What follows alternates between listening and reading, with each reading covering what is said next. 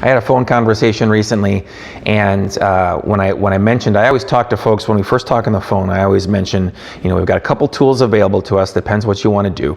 If you don't care about probate, the administrative court proceeding where my stuff gets divided up and someone gets to sell my house, the person of my choice, hopefully, if I do my documents. The question was, if I have a will, why do I have to go through probate? It says what happens. It says who's in charge. Why do we have to go to court for that? Well, what a will is a court document. Wills go through probate. They have to go through probate. That's the only way they're effective.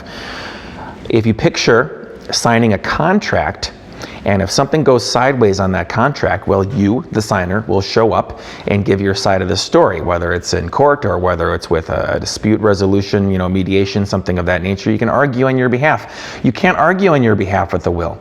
So how do we know it's really your will? How do we know you really signed it? Yeah, it could be notarized, but how do we know about that? Did you have capacity? Were you being influenced by somebody?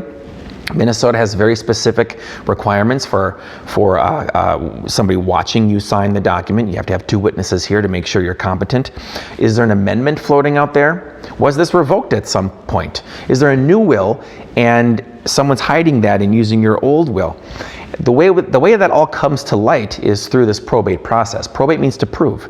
So we're taking your court document, your will, and we're proving it. We're proving that it's real. We're putting notice out to the world saying, yes, this really is your will document. And we then give all the beneficiaries of your will and the people who would have benefited via the statute.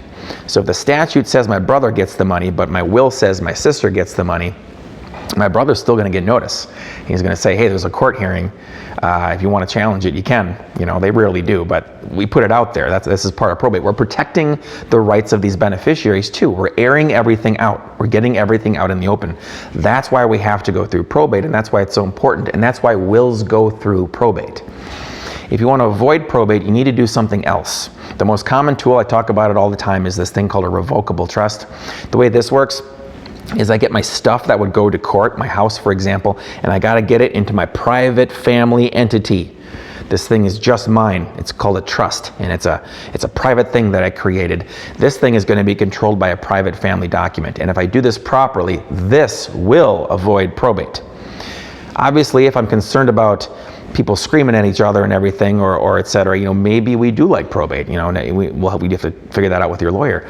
But it is a really nice tool to avoid the process altogether. That's why wills go through probate. My name is Philip Bruce. If you have any questions, please shoot me an email.